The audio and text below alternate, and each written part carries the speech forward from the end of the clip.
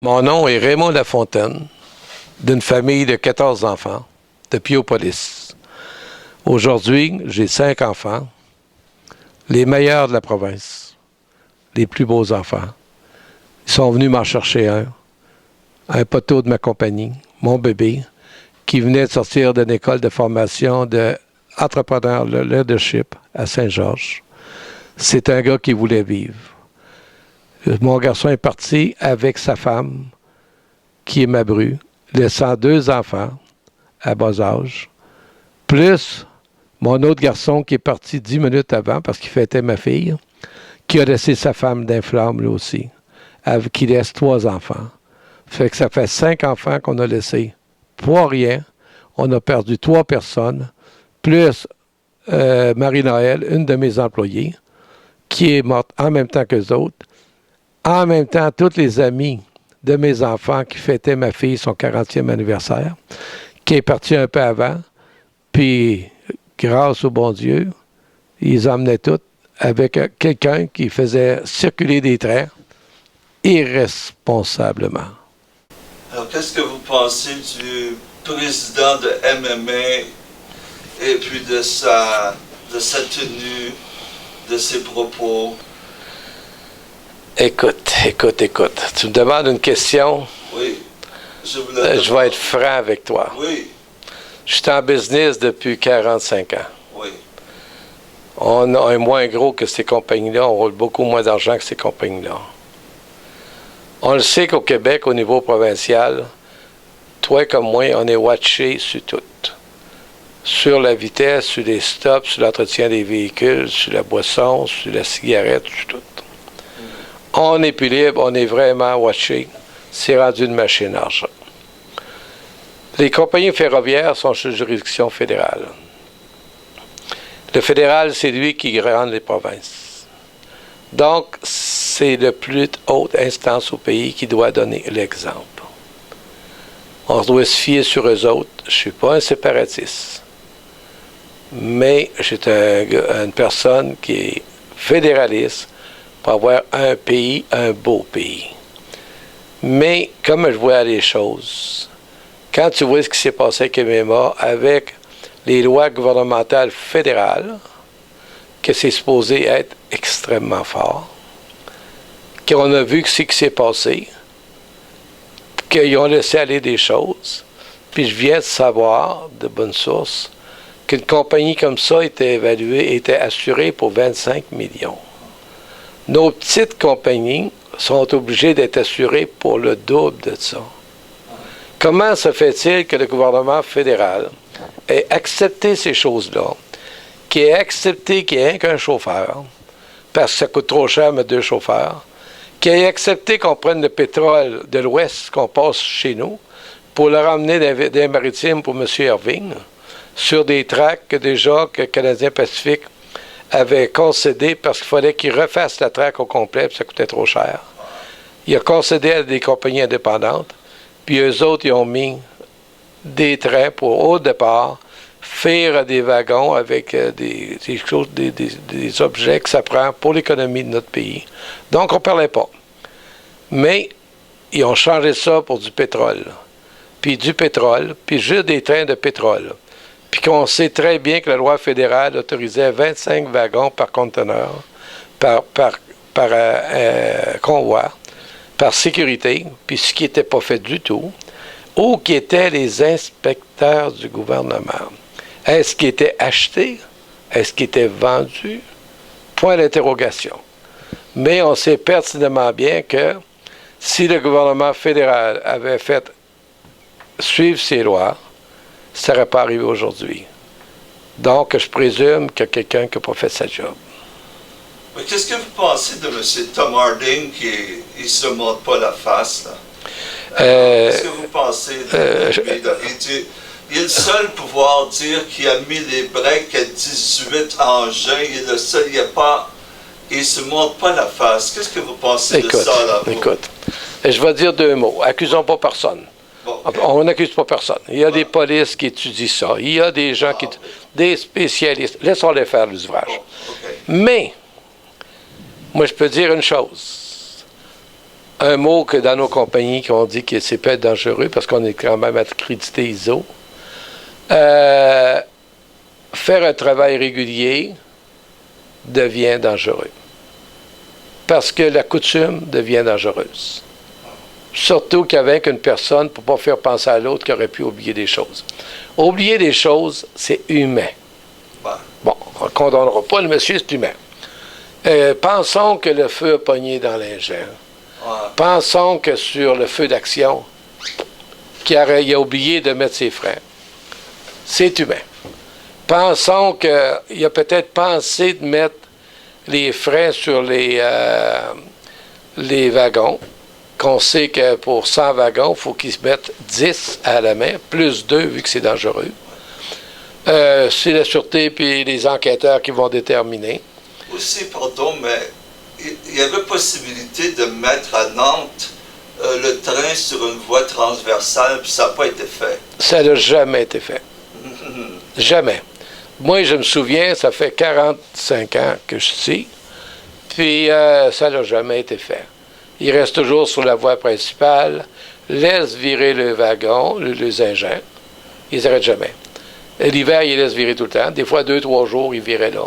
Personne pour watcher. Des produits dangereux, peu importe. Il y avait de l'acide sulfurique qui aurait pu tout tuer la région. Puis, personne pour garder. Ils arrêtent, ils prennent le train. Ben moi, de franc avec toi, j'ai passé souvent quand ils changeaient de chauffeur. Puis, passer sur notre chemin. Puis, j'ai jamais vu personne serrer manuellement les briques. Parce que j'ai travaillé déjà sur CP, moi. Puis je sais c'est quoi mettre les briques. Puis je les ai jamais vus. Puis quand les gens rentraient pour prendre l'ingénieur, je les ai jamais vus de serrer des briques non plus. Fait que faut pas rêver, là, arrêtons de rêver, là. Mais c'est sûr, disons qu'ils ont mis, OK? Pourquoi ils n'ont pas tenu? La police va décider, les enquêteurs. Puis il y a une chose qui est sûre, je ne connais pas ça beaucoup, mais on n'est quand même pas des fous. Ces machines-là sont faites pour breaking. On ne mettra pas ça sur le faute des mécaniciens, puis des pompiers, puis du gars qui run le train. Non, c'est fait pour marcher. La preuve, ça a toujours marché. Pensons que la traque est maganée, est dangereuse. Il fallait qu'il y ait des vitesses très basses à des places pour assurer la sécurité des gens, puis l'environnement. Mais là, je pense que le chauffeur, pauvre chauffeur, disons qu'il a oublié. C'est le dire, il a oublié. Il va se sentir coupable de sa vie. À cette heure, le patron de MMA, il est à l'autre bout du monde, il est en ligne noire. Oui, fait que là, il accuse les pompiers. Oui, c'est normal. C'est normal. Chicago, puis lui, il dit c'est les pompiers. Normal. Mettez-vous à sa place. Mettez-vous à sa place. Lui, là, écoute bien, il est à l'autre bout du monde. Il sait que c'est dangereux. Il sait qu'on prend des chances. Il sait que le chauffeur doit mettre le break. Tu sais, je veux dire, il n'est pas là, pas de sa faute. Puis là, à un moment donné, le train avance puis il brûle une ville. Ça vient à ses oreilles. C'est quoi son comportement? C'est la défensive. Qui peut être coupable? Les pompiers. Le feu pogné. Ils ont sûrement touché à quelque chose. Il faut chercher des coupables. Ouais. C'est sûrement le chauffeur du train. Mettons-les dehors plus vite. Là, les gars qui travaillent pour lui, peut-être ça aurait pu arriver eux autres aussi. Dehors, eux autres et tout. On lui défend de parler. Parlez pas, voyons donc. On fait pas ça au Québec. Voyons donc. Puis là, moi, je l'ai vu parce que je voulais voir la face du gars qui a tué mes enfants. Je voulais voir. Puis quand je l'ai vu s'exprimer, non, peine perdue, ça valait même pas la peine de parler. J'ai parlé à son hôte qui faisait partie de l'organisation que j'ai parlé, monsieur de Montréal. Un très bon monsieur. Très bon monsieur. Il était conscient que c'était arrivé. Puis il était conscient que ça n'aurait pas dû arriver. Puis il était conscient qu'il faut que ça change. Puis il était conscient que le réagissement des gens était correct. Puis il dit, à votre place, je ferai la même chose. Fait qu'il dit, si vous voulez que je vous dise, de plus, pour le moment, pas grand-chose, mais je peux vous dire que ça va changer. Fait que, anyway, on a parti avec ça. On ne peut pas faire plus. Mais là, dans la presse, cette semaine, on dit que ça serait mieux de nationaliser les voies ferrées que de laisser ça dans les mains de... C'est tout pourri. Il faut que ça change. Non, t'as pas besoin. Ça soit tout refait. T'as pas besoin. T'as pas besoin de mettre ça dans les multinationales. Ça va être pire. Ça va être pire Ben voyons donc. nationalisé? Ben oui, regarde le Canadien Pacifique, ça a toujours été subventionné au bout. Le Canadien National, ça a toujours été subventionné au bout. Plus c'est gros, plus c'est collecté, plus ça coûte cher, puis ils deviennent avec un contrôle absolu. C'est bon d'avoir la compétition. C'est bon d'avoir la compétition, mais les mêmes règles pour tout le monde. Ils ont donc bien peur de mettre des inspecteurs qui allaient voir la traque escalée, aller voir la vitesse des engins. Même, je suis convaincu qu'il y a beaucoup de pétrole qui était là-dedans, qui n'était pas le pétrole qui était supposé d'être écrit dessus. Parce que du fioul, là, on va te mettre ici du fioul, là, 2 pieds d'épais.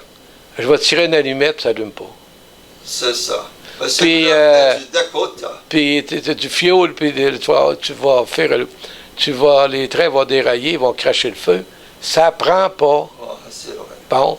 Puis quand ça va brûler, c'est quand, à force d'avoir des sources de chaleur, que là, va se mettre à brûler. J'en consomme du fioul, j'ai consommé toute ma vie avec mes machineries.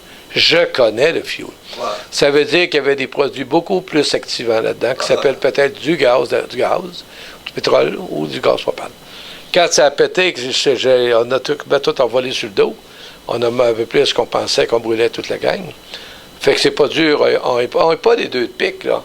Tu sais, essayons pas de nous faire acquérir des choses, c'est pas vrai. Mais on verra ce que l'enquête dit, puis les enquêteurs, c'est pas des fous, ils vont voir ce qu'il y en est, puis ils vont faire le rapport au coroner, puis ils vont voir ce que ça va donner.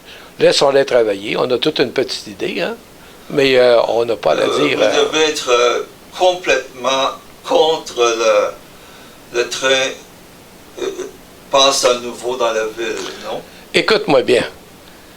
On le sait très bien que Transport Canada, lui, il a qu'une chose dans la tête, il faut que le train passe. Il faut que le train passe. On a besoin du train pour Tafisa, pour les panneaux de particules, pour tout, on a besoin. Mais ça, quand ça verse, ça tombe à terre. Oui, ça peut blesser quelques personnes, ils ramassent les affaires, puis ça continue. Mais quand tu t'en viens avec une bombe, là, que j'ai appelé ça le train de l'enfer, c'est que là, ça fait pas qu'un petit versage, ça brûle tes enfants. Ça ne lui donne pas la chance de sauver la vie. Si ça avait été un train ordinaire, il aurait tout sorti de là, puis il n'y aurait pas eu de mort. Ouais, c'est vrai. Arrêtons à un moment donné. Tu sais, je veux dire, arrêtons de faire accraire aux gens des choses impossibles. Ouais. Moi, comme le Globe and Mail m'avait appelé, ils ont dit, écoute, c'est quoi vous voyez dans les médias? Bien, c'est pas dur. Mettez le train sur la traque. La première chose. Ôtons le pétrole le plus possible, faisons-les passer sur des voies qui sont autorisées, qui sont fortes, qui sont correctes. Nous autres, les gens sont sur la panique. Les tracks qui sont finis, qui passent dans notre ville, mettez-en des neuves. En arrière de chaque village, mettez un bout de track neuf. Que quand ils embarquent ces tracks neuves, mettez 99% de chance de rester sur la track. Puis, après ça, baissez la vitesse jusqu'à temps que vous allez trouver une réponse à tout ça.